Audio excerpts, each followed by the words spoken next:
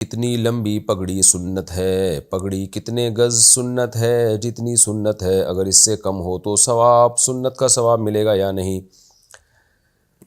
دیکھیں پگڑی میں یہ جو شملہ ہے نا، اس کو بہت زیادہ لمبا کرنا جائز نہیں ہے، کیونکہ صحیح حدیث ہے، نبی صلی اللہ علیہ وسلم نے فرمایا الاسبال فی ثلاثہ، تین چیزوں کو لمبا کرنا، جو حرام والا لمبا کرنا ہے نا کھینچنا، وہ تین چیزوں میں ہے۔ ایک شلوار، اس کو آپ ٹخنوں سے اوپر رکھیں گے، ایک کرتا ہے، کرتا کا کوئی جیسے جبہ پہنا جاتا ہے اس کو بھی ٹخنوں سے اوپر رکھنا واجب ہے، اور اسی طرح آپ نے فرمایا یہ جو پگڑی کا شملہ ہے اس کو بھی، لیکن اس کی کوئی مقدار بیان نہیں کی ہے، تو اس کی مقدار ہے عرف۔ اگر اتنا لمبا ہے نا کہ بالکل لٹک رہا ہے بہت زیادہ، تو یہ بھی حرام ہے۔ بعض لوگ گھٹنے تک اس شملے کو رکھا ہوا ہوتا ہے ان لوگوں نے، تو یہ جائز نہیں ہے، عرف اس کو کا تعین کرتا ہے۔ تو اس لیے علماء نے عرف کے لحاظ کو ملحوظ رکھ کے ایک حد بیان کی ہے کہ جو کمر کا کنارہ ہے نا، بس وہ عرف میں بہت زیادہ ہوتا ہے، اس سے زیادہ آپ لمبا کھینچیں گے تو وہ لٹکتا رہے گا، نظر وہ لمبا لگتا ہے دیکھنے میں، تو یہ سب یہ عمل ناجائز ہے، شریعت نے اس سے منع کیا۔ باقی جیسی چاہے پگڑی پہنے، جس طرح اسٹائل کی پہنے، کتنی لمبی کتنی مختصر، اس سے کوئی فرق نہیں پڑتا۔ آب زمزم، اچھا یہ تو الگ مسئلہ ہے۔ یورپ میں نقاب کے بغیر رہنا، یورپ میں ہچکچاہٹ کی وجہ سے یا ماحول نہ ہونے کی وجہ سے عورت کو چہرہ کھولنے کی اجازت ہے، یعنی نقاب نہ کرنا جائز ہے یا نہیں؟ عتیق صاحب ناروے سے۔ بھائی اگر کہیں پردے کا کلچر نہیں ہے نا تو ثواب تو وہیں ملے گا، تو خواتین کو چاہیے یورپ میں چہرے کا پردہ کیا کریں، اس سے پردہ پروموٹ ہوگا۔ ٹھیک ہے کچھ لوگ مذاق اڑائیں گے اور کچھ کہیں گے یہ کیا ہے، دیکھو یوں، اس طرح کی باتیں ہوں گی، لیکن جو نیکی میں پہل کرتا ہے نا، حدیث میں آتا ہے من سن سنتا حسنتا فلہ اجرھا واجر من عمل بها،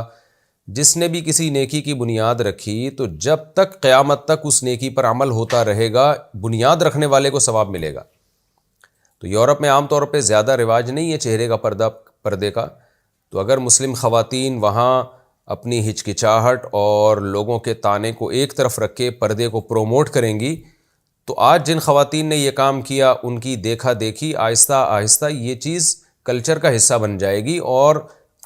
قیامت تک جتنی خواتین پھر چہرے کا پردہ کریں گی ان خواتین کو اس کا ثواب ملے گا۔ صحابہ کرام جب مسلمان ہوئے نا، شروع میں نماز پڑھتے تھے تو لوگ ان کا مذاق اڑاتے تھے، پھر جب اذان دینا شروع کیے تو یہود و نصارہ اذان کا مذاق اڑاتے تھے، تو اس مذاق کی وجہ سے اللہ نے یہ نہیں کہا کہ اذان دینا چھوڑ دو، اللہ نے فرمایا کہ یہ ناسمجھ لوگ ہیں، بے وقوف لوگ ہیں کہ اللہ کے کلام، اللہ کی کبریائی کا مذاق اڑا رہے ہیں۔ تو صحابہ کو اللہ نے یہ نہیں کہا کہ یہ چونکہ مذاق اڑا رہے ہیں لہذا اذان چھوڑ دو۔ تو اسی طرح مسلم خواتین کو اسلام کا جو ایک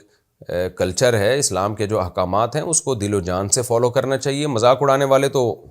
نماز کا بھی مذاق اڑاتے ہیں، اذان کا بھی مذاق اڑاتے ہیں۔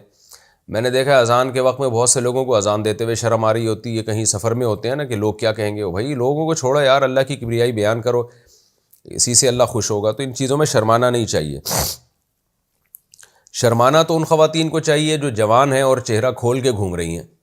جبکہ کوئی قانونی پابندی بھی نہیں ہے چہرہ ڈھانپنے پر، یا تو ہوتا ہے نا کوئی مجبوری ہوتی ہے،